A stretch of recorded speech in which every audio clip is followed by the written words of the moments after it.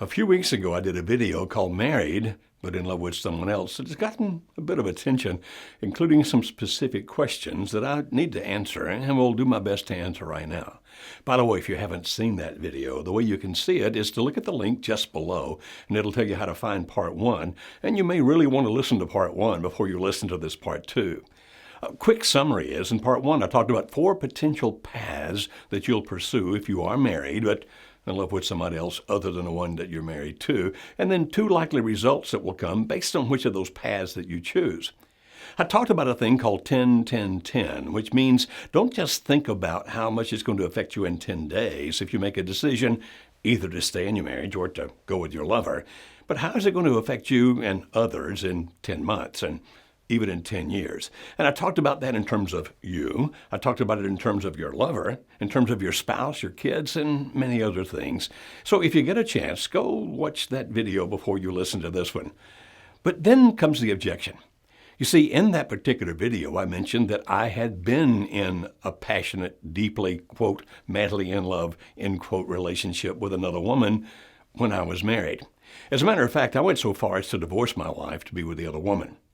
I did not come back and ask my wife to take me back until 3 years later, which is another story for another time, and we've been remarried now for quite a number of years. But when I mentioned the fact that the lover, my lover back in those days, had left me, then some people below the last video made comments, the reason you think the way you do is because she left you. If she had stayed with you, and you guys had gotten married to each other and were happy to this day, you'd have a totally different view of this. And you know what? I think it's a reasonable question, a reasonable objection to think about. Because you see, back in those days when I was, again, quote, madly in love, end quote, with the other woman, and I never say her name because I don't want to bring any pain to her life now, so I just call her Sally Sue, since I've never met a Sally Sue. If I were involved with Sally Sue and remembering how intense that emotion was, like nobody had ever understood me like she did. I had never had the degree of passion toward another person that I had toward her, and it was reciprocal. She felt the same way toward me. The phrase I think people use now is soulmate.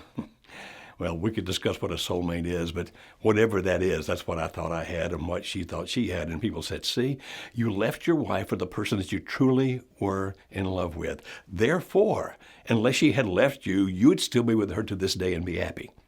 And I'm assuming, and yes, I understand it, when you make an assumption, you can be very wrong. But I'm assuming that the people that were making that objection and or asking those kinds of questions are people who really are feeling that right now.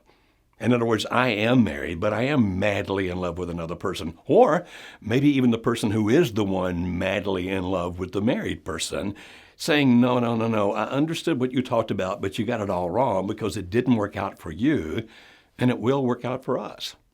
Well, what I didn't say in that video, because I didn't have time, and what I have to say very quickly here is this. I didn't go back to my spouse when my lover left me. She didn't leave immediately. It took her a while to do so. And then I was divorced for some period of time after that and eventually had a relationship with another woman, and we had a very deep emotional connection. It was actually my decision to leave that woman and then to ask my former wife if she would consider the possibility of taking me back. So it wasn't like I was rebounding, like, wow, I don't have any other options, therefore I better go back to what I have because I don't have anything else. That wasn't it at all. And so you say, well, why? Why then do you think that in most cases, leaving your spouse for the person that you're madly in love with is going to work out to be a bad situation? Well, first of all, we have been working with marriages since 1994. It's a pretty long period of time, which means that we worked with thousands upon thousands upon thousands of marriages. And we have worked with many of those marriages where either the husband or the wife was, quote, madly in love, end quote, with someone else to the point that I don't want to be with my spouse anymore. I want to divorce him or her, and I'm going to go be with my lover, and it's going to be happy ever after. And I can only think of one that got even close to that out of all the thousands that we dealt with. Now I realize, even when I say that I can only think of one. If you're in this situation, you might be thinking, well, we'll be the next one. Therefore, everything you have said or about to say will not apply to us because we're going to be the exception to the rule. It's going to be amazing for us. And that's exactly how I felt and what I would have thought at the time. But will you listen just a minute or two while I try to answer the question about, well, if that first one had worked out, would you have ever gone back to your wife, or would you be now very happily married with her? Okay. The first thing I know from my own experience, but also from the experience of thousands and thousands of people that we worked with, is that the relationship with this person that you're now madly in love with will change, no matter what you do. If you decide to go back to your spouse, it's obviously going to change, although those feelings will not immediately go away. If you decide to divorce your spouse and go be with that person, it's still going to change. And you say, why?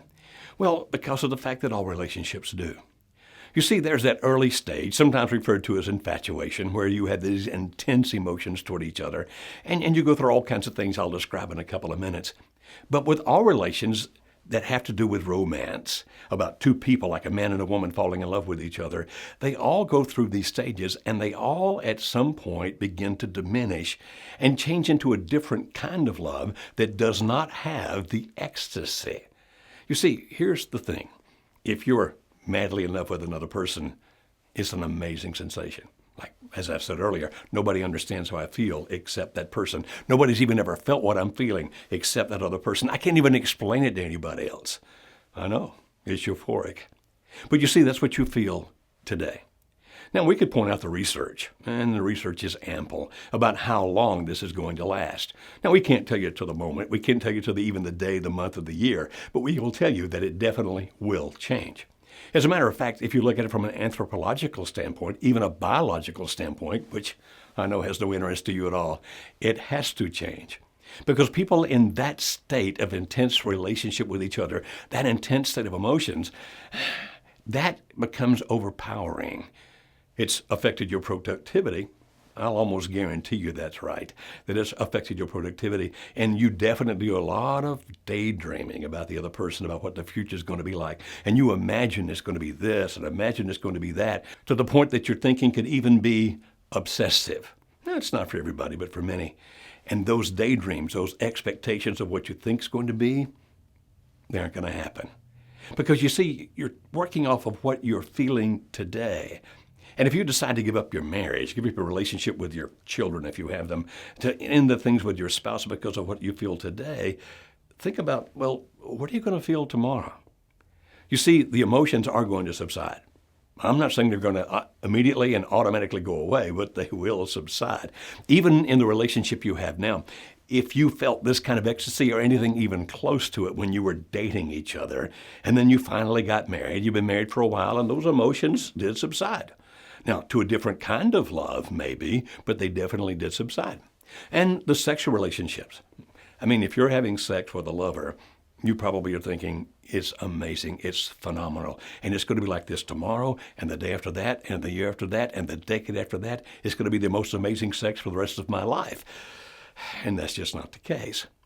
We know there's a thing called sexual habituation, which means that any couple, no matter how intense their emotions are for each other, after a couple of years, the level of intensity in the sex life begins to change. Think about your own marriage. It definitely did it not, after a period of time? The sexual habituation, meaning you become so used to each other. What's going to happen next? Who's going to do what? Who's going to say what? All those kinds of things. And you're thinking, oh, no, that might happen to other people, but it's not going to happen to us. We're different. Well, in one sense, we all are different. We all are unique. There's no doubt about that. But one thing about statistics, and I know that you're not a statistic, is that statistics give us insight into human behavior. And I'm not a gambling man, but if I were, I'd put some big money on the fact that whatever you're feeling for each other today is not how you're going to be feeling about each other in 5 years.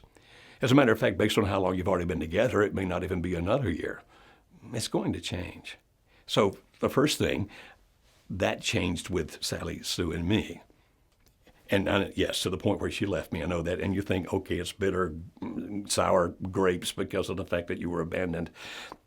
But remember, I had to develop a relationship with another person. Alice and I were divorced for 3 years and had a very intense and wonderful relationship in that sense with the other person, and still made the decision to leave her, but more toward what I'm about to talk about.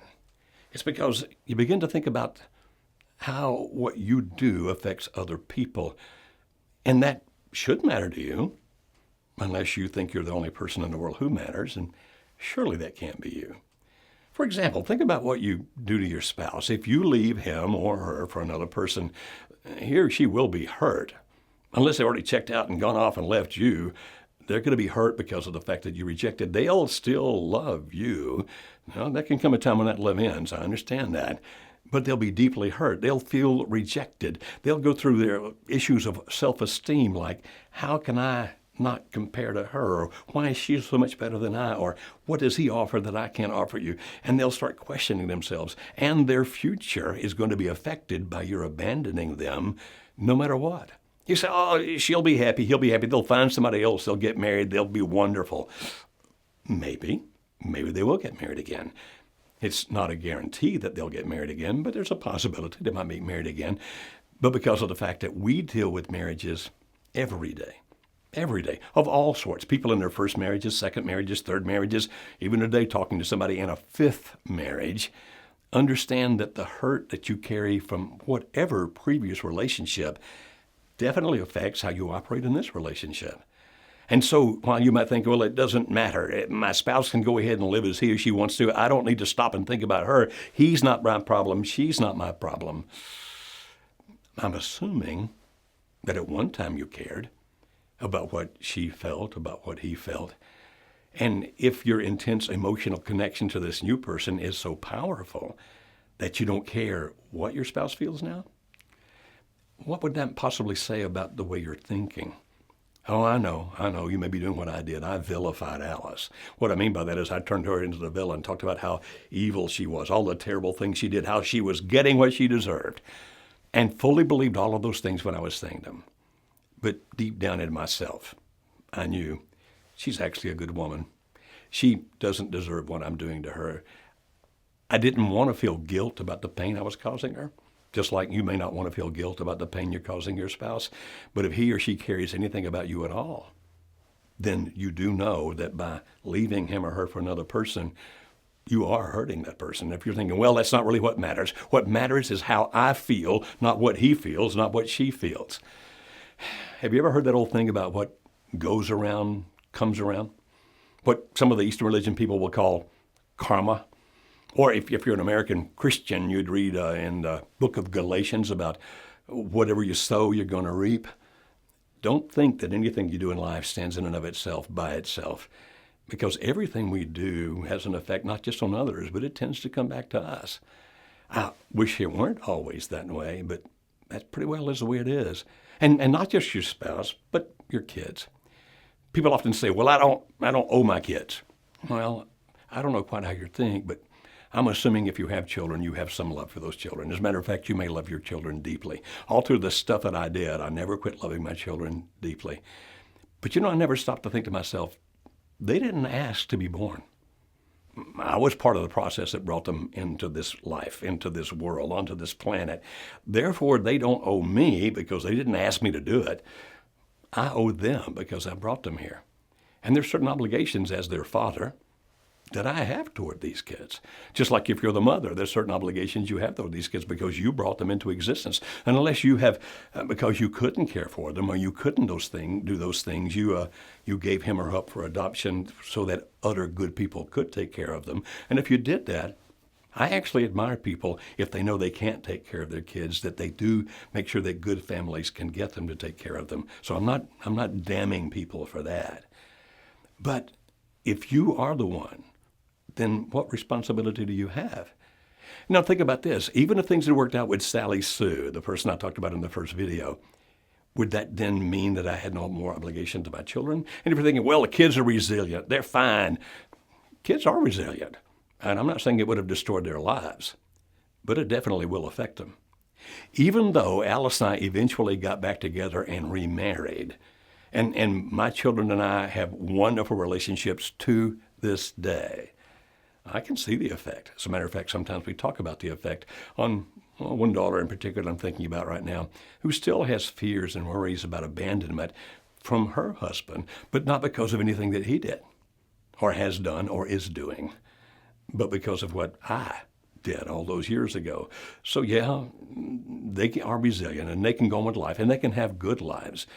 But if you pretend to yourself it's not going to affect them, You know better than that. In a workshop we do for marriages in crisis, sometimes on Saturday afternoon, people will tell stories about their childhood, and inevitably, one or two of them will mention how their parents' divorce affected them to this day.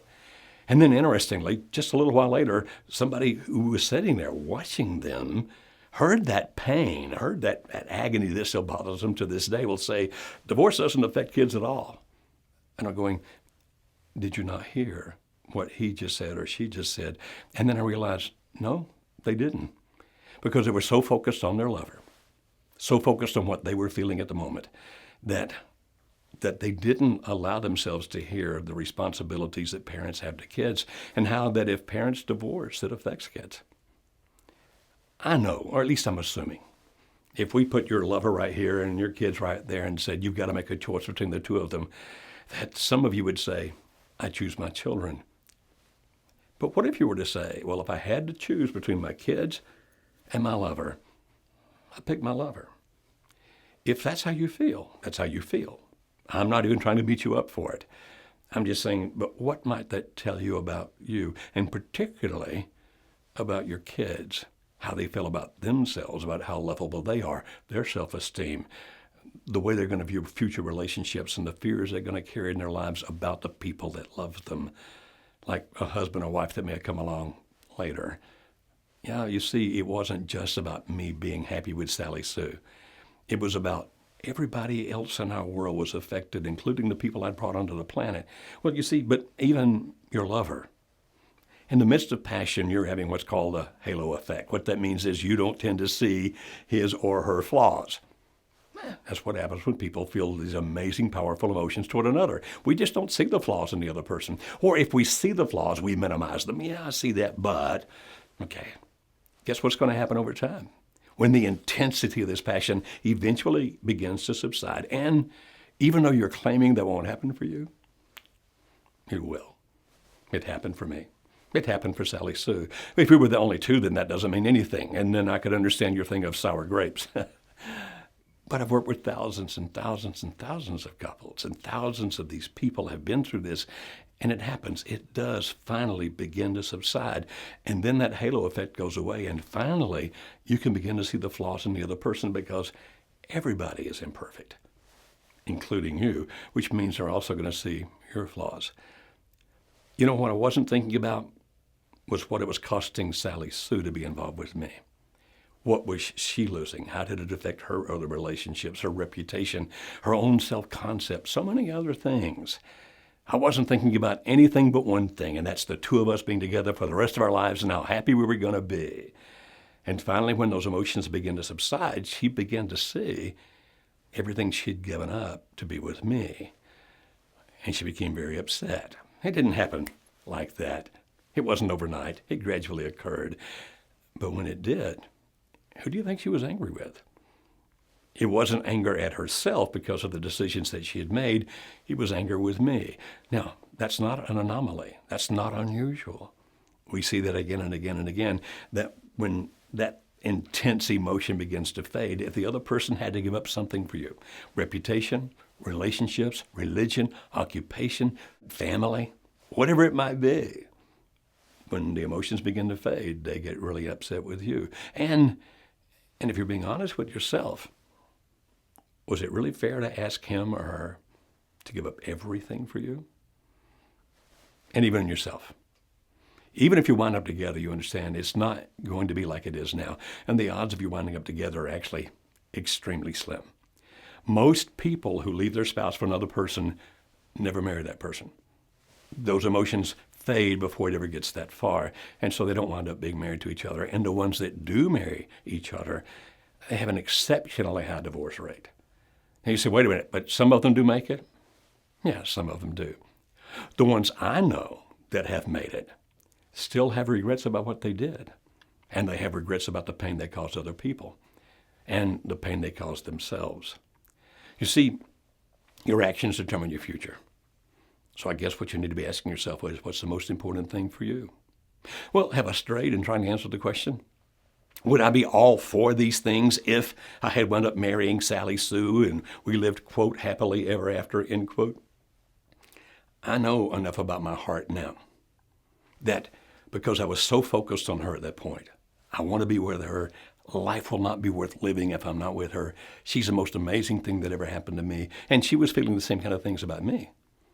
That's all I was focused on at the time. But with time, those focuses begin to change. Those emotions begin to modify. And would there have come a time when I would have looked at the pain my children were going through and asked myself, did I do that because of my own selfish desires? Would there be times I would look at Alice and whatever happened to her in her future and felt some twinge of, a lot of it has to do with what I did to her when I left her. Yeah. And would it also be about me? You see, the reason I finally left the second one and went back and asked Alice if she would consider taking me back was because I realized by following these actions, I became a different person. My own values had changed. My beliefs had changed, which meant that I had changed. And I one day realized I want to be me again. I want to be that guy again, only better than he was before. Look, I'm not the only person that's felt this. I'm not the only person that's been through this. Again, we've dealt with thousands. But let me refer to a song, and I'll wrap this up. It's by Bob Seger. The song's called Against the Wind. Now, you understand, for copyright reasons, I can't put all the lyrics up here, but I'm sure you can find many web pages that do. But remember when he sang about it? Man, and Seeger obviously understood this. He talked about this woman named Janie, who was the queen of his night, he said. And he talked about how they shared their secrets with each other and that their love was like a wildfire that was out of control. Remember that song? And he talked about that she held him oh so tight when she promised that it never would end. Remember that other line? I wish I didn't know now what I didn't know then. What's that, Bob? It ends. And what does that do to you? You begin to have regrets. You begin to be adrift. As a matter of fact, he phrased it like that from that point on in the song. He phrased it that he sought shelter again and again. You see, in the psychology world, it's called a focusing illusion. It means you think, when I have this one thing, I'm going to be happy. A focusing illusion be like, if I win the lottery, I'll be happy. But when you're madly in love with another person, thinking I'm going to give up my spouse, if I have children, give them up as well. I'll see them every other weekend or whatever it might be. I can be a good parent and in that marriage and all those kinds of things that a person thinks and that a person does. If you make those decisions based on what you feel now, it doesn't really reflect what you're going to feel in the future. Maybe a year from now, maybe 2, maybe 3. And then maybe you'll be singing, I wish I didn't know now what I didn't know then. And that's the consequences, is how these things wind up. Because, you see, ultimately every decision we make has a consequence. So would I, if I had been with Sally Sue, be happy now and encouraging other people? Leave your spouse. Go marry whoever you want to. You'll have a great life with that person. Don't worry about the consequences. No, I wouldn't be saying that. Even if I'd wound up with her, I'd be talking about these decisions I made have consequences not just to me, but the people around me. Even if I wound up with Sally Sue, I would still be seeing that now. But I wouldn't have seen it then because all I could think about was how I felt. Is it really all about me? Is it really all about you? Oh, I want you to be happy. I really do. But not based on something that you think is going to last forever. That definitely has a shelf life, an end date. If you're going to make your decisions thinking, what's the long term? What's the right thing to do? It's always your choice. Hey, down below you can see how to subscribe to our channel and get all of our videos. We'd love to have you do that. And if you want to talk to us about, hey, how could I end this? Or how could I possibly put my marriage back together? How could I ever be in love with my spouse again after feeling what I felt for this man or this woman? If you want to look into that, we can help you with it. Just call the number you see on your screen. We'll be glad to talk to you. We'll help any way we can. Hey, I'm all for love. Love that lasts. What about you?